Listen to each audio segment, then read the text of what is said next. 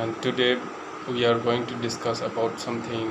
essential of valid Muslim marriage, and that's that in second semester of 3 years LLB course, and our topic is that today. And for a valid Islamic marriage, the following conditions must be satisfied, and there is four point. Number one is the parties must have the capacity to marry, and second is there must be a clear proposal and acceptance, and third number is free consent, and the fourth number is no legal disability. ইয়াতে যদি আমি চাওঁ for valid Islamic মেৰিজৰ ক্ষেত্ৰত তলত দিয়া যিবোৰ condition আছে সেই কণ্ডিশ্যনবোৰ আমি চাব লাগে, সেইবোৰ ফ'ল' কৰিব লাগে। আৰু ইয়াতে প্ৰথমটো হৈছে the parties must have the capacity to marry, পাৰ্টিটো বিয়া পাতিবৰ কাৰণে কেপাচিটি থাকিব লাগে। There must be a clear proposal and acceptance, clear proposal ছাইডটো থাকিব লাগিব, একচেপ্টেঞ্চ ছাইডটো থাকিব লাগিব। অ'কে, আৰু 3 নম্বৰটো হৈছে ফ্ৰী কনচেণ্টটো ফ্ৰী হ'ব লাগিব। অ'কে, ন' লিগেল ডিজেবিলিটি, আইনী কোনো ডিজেবিলিটি থাকিব নালাগিব। এতিয়া যদি আমি capacity to marry number 1 to discuss কৰিব যাওঁ, specially if we go' to discuss about number 1, the topic is capacity to marry, and every Muslim of sound mind who has attained puberty may enter into a contract of marriage. যদি প্ৰত্যেকজন মানুহৰ ক্ষেত্ৰতে প্ৰযোজ্য হয়, যিহঁতে sound mind হয়, ভাল সুস্থ মনৰ অধিকাৰী হয়, has attained puberty may enter into a contract of marriage. সিহঁতে মানে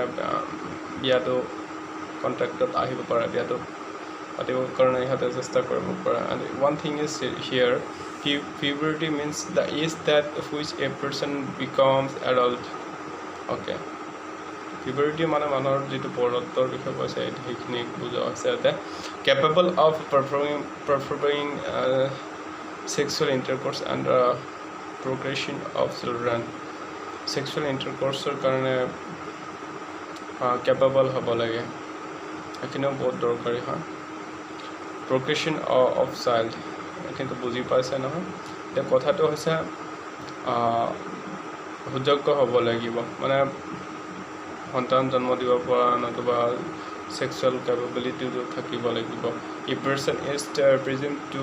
have attained the age of puberty on the completion of 15 years. 15 বছৰটো এইটো পূৰা পাৰফেক্ট হ'ব লাগিব, পূৰণ হ'ব লাগিব, পূৰ হ'ব লাগিব। So the boy and girl who has attained the puberty can validly contract a marriage. যেটা 15 বছৰ পূৰ হৈছে, 15 বছৰ হৈ গৈছে, সিহঁতে মানে বিয়াৰ কণ্ট্ৰেক্টলৈ আহিব পাৰিব। অ'কে, যিটো ভ্যালিড হ'ব ইছলামিক ইয়াৰ ক্ষেত্ৰত। A marriage under Muslim law is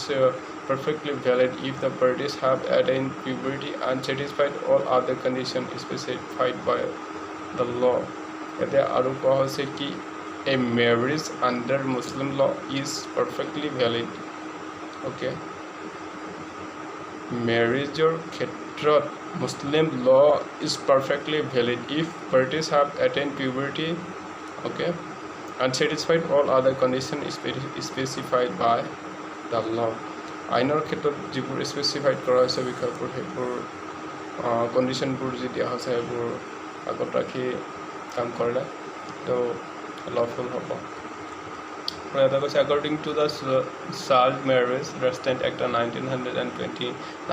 1929 চনত যিটো চাইল্ড ৰেষ্ট্ৰেইণ্ট মেৰেজ বাল্য বিবাহৰ ক্ষেত্ৰত যি আইন বনোৱা হৈছিলে, সেই বাল্য বিবাহৰ ক্ষেত্ৰতো এতিয়ালৈ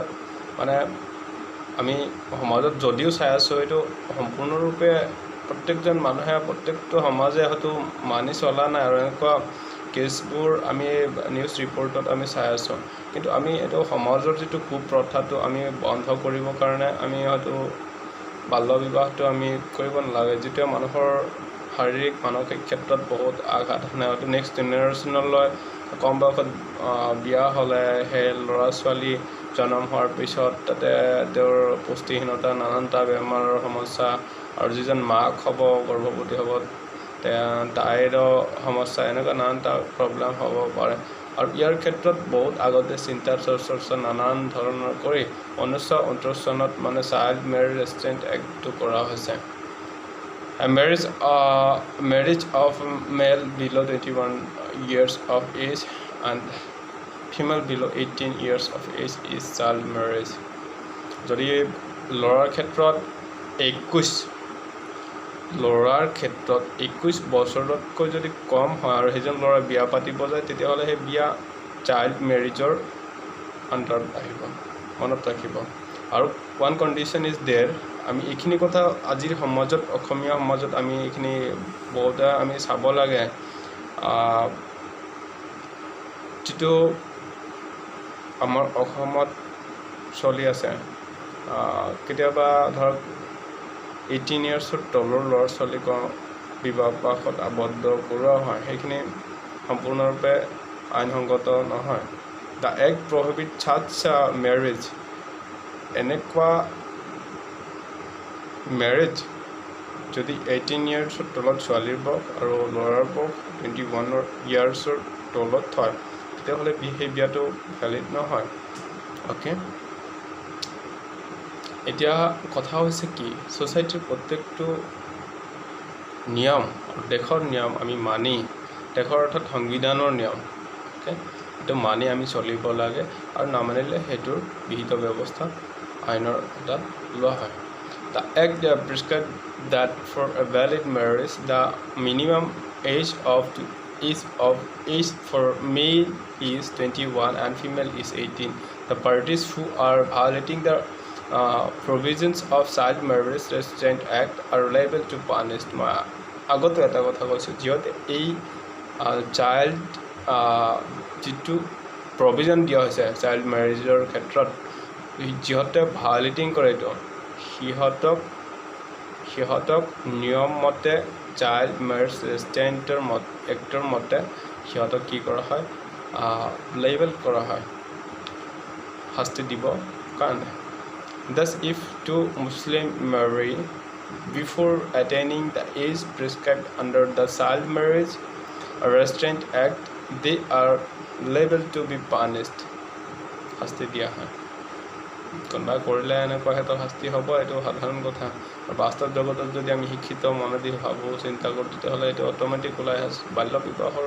সেইটো ঠিক নহয় এইটো